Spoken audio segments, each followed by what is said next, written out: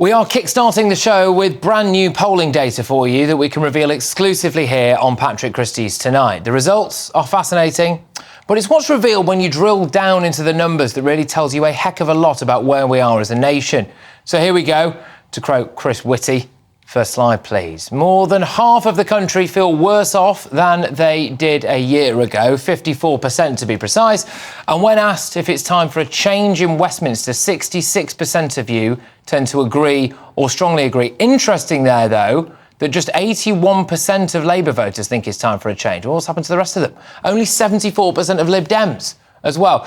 Let's get into what the top priorities are for voters at the next election. So, first, it's the cost of living crisis, the money in your pocket. Second, it's improving the National Health Service. Record backlogs there, strikes, that needs sorting, doesn't it? Then we've got stopping the boats. That came in at 17%, but among Tory 2019 voters, that's at 35%, which is their highest priority. So Tories who voted in the last round think stopping the boats is their top priority. That's being echoed in my inbox so far, gbviews@gbnews.com. But then we come to overall voting intention.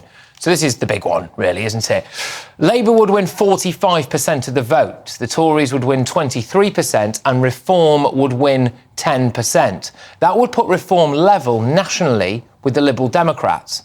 I think that's quite a remarkable achievement, really, isn't it? That would almost definitely hand the keys to Downing Street to Labour. But check this out. So drilling down into the numbers, we see that 38% of Tories who voted Conservative last time would vote for the party again if there was an election tomorrow. So just 38% of them. And 31% of people who voted Lib Dem last time say that they would now vote Labour. So when they're asked which former Prime Minister as well that you would most like to bring back today, can we guess who the winner is? Margaret Thatcher was first, Winston Churchill came in second, and Tony Blair is third. Interestingly, 17% of Labour voters wanted Gordon Brown compared to 19% of Labour voters wanting Blair. I wonder what's happened there. So there we have it, the latest round of exclusive polling data for us here at GB News. It's time to unpack this now with my panel. Let's get their thoughts, shall we? Former BBC Chief Political Correspondent John Sargent, we've got political commentator Suzanne Evans and the journalist Michael Walker. Suzanne, I'll start with you. Cost of living crisis, the main issue for you or not? I think it's the main issue for the country. It's really got to be. So I'm not surprised this has come in at number one. I think for me, the most shocking thing about the polling data that we've just seen is only 38% of Conservatives who voted in the last general election would vote Conservative again. That is an absolutely shocking result for Rishi Sunak. Boris was immensely popular, swung into power with that 90-seat majority, and now only 38% would vote Conservative again. A shocking indictment of Rishi Sunak's leadership, I'm afraid. John, in the inbox at the moment, I've asked people what their major issue is going into the next election. The most important thing is to send a message to the Conservatives and Labour that they have had enough by voting Reform. That says Sarah. Well, 10% of the nation, Sarah, are with you on that. The overwhelming response is definitely immigration. John says immigration, both legal and illegal. Your thoughts on the immigration issue being in third, John? Yeah, I mean, I think the problem about this is that it makes no sort of direct comparison with the main parties. So you get a general feeling that what are you going to ask yourself on election day? And the answer comes back because it's sort of like a straightforward question. Well, how am I affected in terms of the cost of living, in terms of the economy and how much I'm earning and how I'm doing? And that, of course, is the correct answer. But life isn't as simple as that. And it depends on what your constituency is, when the arguments take place, and whether or not you can clearly see a dividing line between the government at the moment and the opposition. And frankly, at the moment, it's rather muddled. You do not get a clear picture of what Labour would do. And so this poll, although it seems to be, so that's it then, we've decided what's going to happen in the next election, I don't think it's as simple as that. At the moment, the Conservatives are in deep trouble. They've not really decided when they want to go to the country.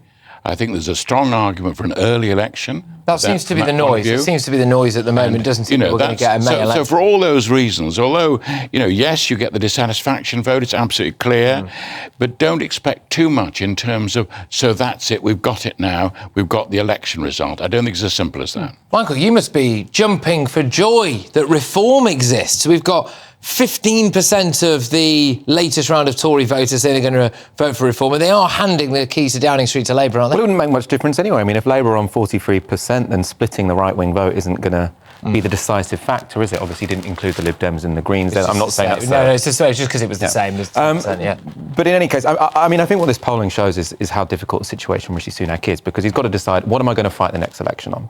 And obviously, I think rightly what people care most about is the cost of living crisis and the NHS.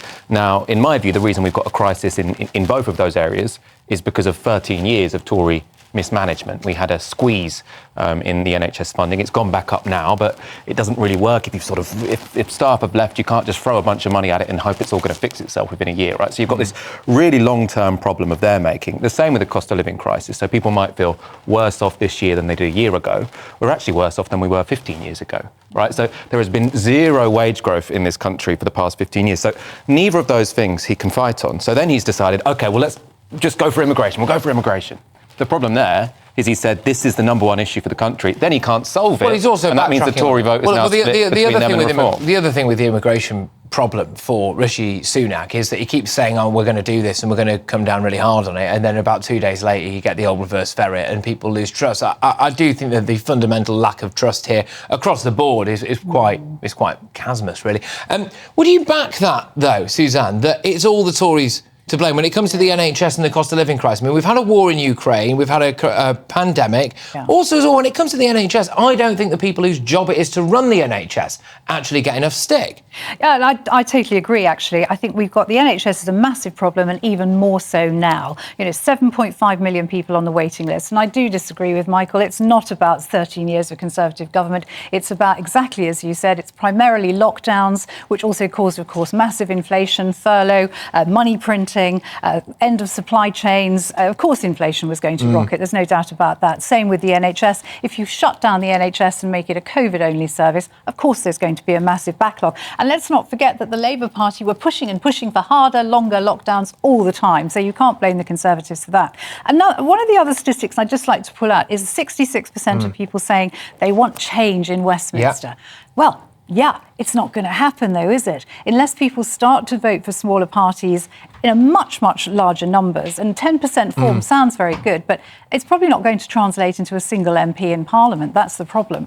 So change in Westminster, in principle, people are clearly fed up with the whole shebang and the whole lot of them, but it's probably not going to change. John, I'm just going to bring you in to talk about another thing that poll revealed, which is about former Prime Ministers that they would like to see back. And Margaret Thatcher was the out-and-out winner there when it came to which former Prime Minister you would like to, in her case, quite literally resurrect. So what do you make of that? Well, I think it's interesting. If you think of the list, you think Churchill, bring Churchill back. And what might he do? Declare war on Russia or something? So it's all to do with, the general picture of there are these historical figures. In practice, if they came through the door, people would be stunned and think, oh, no, not that lot again. If they came through the door now, I think they'd be stunned. I mean, could you imagine what Thatcher or Churchill would be? Horrified. But the idea that you would then settle them down, and this sort of idea that what you need is a great Prime Minister.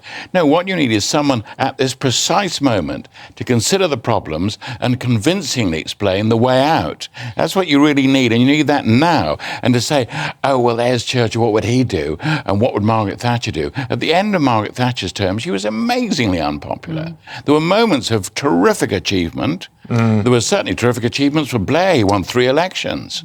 So you look back on these characters, you've got to consider what it was like for them and for all of us at the time that they were in power. That's what I'm saying. Now, I don't mean to... So if you look at this, you say, well, who do you really think could walk through the door and at least start to talk about the problems of today? The answer would be Tony Blair. Blair came... So Blair. You'd have Blair back? Good grief. No, in the question of... You've got these 3 possibilities. Who do you think could walk through the door and help? He's got the advantage of being alive, I suppose. He's got the advantage of being alive. He could at least walk through the door, yeah. No, but he's also considering a lot of these issues. That's all. It just happens to be the case. He's getting very well paid to do so, isn't he? Although I suppose actually he doesn't take the money. What do you make of that, though, when you look at it in terms of who people would most like to bring back? I think it's a shame that Attlee's not on there. I mean, as someone who disagrees with Margaret Thatcher, I can see why she's on there, because she was a consequential Prime Minister. She had a critique of what was going on in society and a sort of her version of how to solve Clement Attlee scored at 2%. 2%. 2%. Very, yeah. very Can I depressing. just say the biggest one was Don't Know with 39%. Yeah. So there is well, I'm that. that category. Yes, yeah, but... That's about you, is it? That's me. I'm the 39%. That's all right with you, too. It's not exactly a ringing endorsement for any of them, is it, No, really? no, But of course it the is, one then. thing that all three have got in common is they are strong leaders of conviction. And I think that's what people think politicians are lacking now. They blow like a reed in the wind, depending on what's popular, what's not, what the latest poll says. They change their minds like the weather. I think this to me says we want a leader who says what they think and does what they say. You know, Also, charisma we want. That's the other thing Yeah, but with it those gets three. battered out of Somebody your who charisma, fascinates them, somebody who then says, leader of the opposition's on the box now, he's doing an interview. Can you imagine people saying, we must watch Keir Starmer, I'm sorry, I've got to cut off what we're doing now. People won't. Or even the Prime Minister. So the Prime Minister's on now. You look at the figures. Yeah. At some of these key moments. the only time I've ever seen him get really energised when he was sitting on Elon Musk's knee talking about artificial intelligence. I thought, good grief, we used to just have strong words with nerds like that at school, didn't we? Now they run the country. So there we go. Look, I think the overwhelming take for me is this, right, which is that 66% of people think that they want real radical change in Westminster. But then when you look at a load of Tory voters that are thinking of voting Reform, a load of Lib Dems are looking at thinking of voting Labour, and 81% of Labour voters are actually desperate for change. So what the heck is happening to the other 19%? I think there's a heck of a lot of politically homeless people out there. It's echoed in the inbox, gbviews@gbnews.com. Keep those emails coming in. I will go to those shortly. Patrick, I am living in a different world. Town centres are very busy, expensive coffee shops and restaurants. No for cost of living crisis for Faye, she says. Loads of people saying that really their main issue is immigration. So certainly for the GB News viewers, shock horror, immigration is the big issue. I am inclined to agree with you, both legal and illegal. I think a lot of the other problems in this country would be sorted out if we had that under control, but the Tories didn't do it.